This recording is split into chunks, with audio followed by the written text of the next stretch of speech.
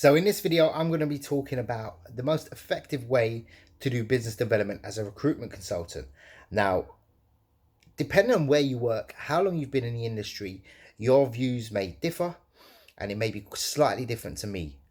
Industry also is specific to this. I'm going to talk about a very generalist sort of position and how to approach it and how I actually do business development as a recruitment consultant and the most effective way. So chances are when I got into the industry, I was also told, it's purely cold calling, just pick up the phone, call people, and you'll eventually get a yes, which is true. And I done very well on the phone. I, done training, personal training, outside of work, and I developed my skills on that. The trouble is when you move onto the big, large clients, or even medium sized, even some small clients, they're not going to take your calls. You will just end up wasting your time. It looks effective because you're making 80 to 100 calls a day. If you're a superstar on the phone, your boss is happy and they think you're a really hard worker. Based on that, the industry has sort of moved from, I think in the last 5 years, to a cold calling, sales, pushy sort of, not pushy, but sort of, cold calling, getting the decision maker on the phone, having a chat and moving from there. Just in a sort of more in depth, not moving off topic, but there's been 60,000 new agencies recruited that have opened up. These are some, companies registered. There's a lot of freelance people working, and I think the industry is moving in house. In terms of, it's cheaper to hire 5 people to do your recruitment in house, pay them a good basic wage, and you'll save X amount per year, and you have more control over it as well.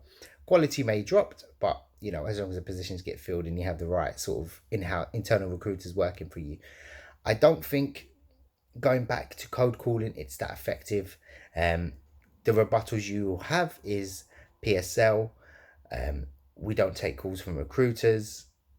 Even if you get through to the decision maker, these are not the sort of things. So I want to talk about the most effective way, and I do believe cold calling is probably the best or the second best, very closely, to actually bringing on clients. But I would suggest looking at alternative means, because cold calling is pretty much going the way of the dodo. It's not as effective and you can waste a hell of a lot of time. Now, what I feel is the most effective way, and in the past, this 2019, I've onboarded 37 clients in a 5-month period. I think at the moment, up to date, I'm up to 47 clients that I've onboarded. And that's, 10 in the last month. I feel the effective way to doing that is through email. Now, cold calling is always going to be there. I do cold call only to gather information. I do not cold call to, sort of get decision maker on the phone, give them my pitch and then suddenly they're signing my terms. It's not like that. I just feel that scheduling a call, letting them know why you're calling through email, people like to look at that first, check out your company's website, and then move on from there. If they want to schedule a call, they'll probably come back with a few emails, and it's usually a yes if they come back to you if you sound great on the phone. Now, I don't necessarily think you should, spam. I think you should be very specific and always write custom emails to people. It will save you a lot of time. I would suggest cold calling 2-3 times and then moving on to emails. If they don't get back, I would continue emailing and then switch back to cold calling from there. So I think that that's the most effective way.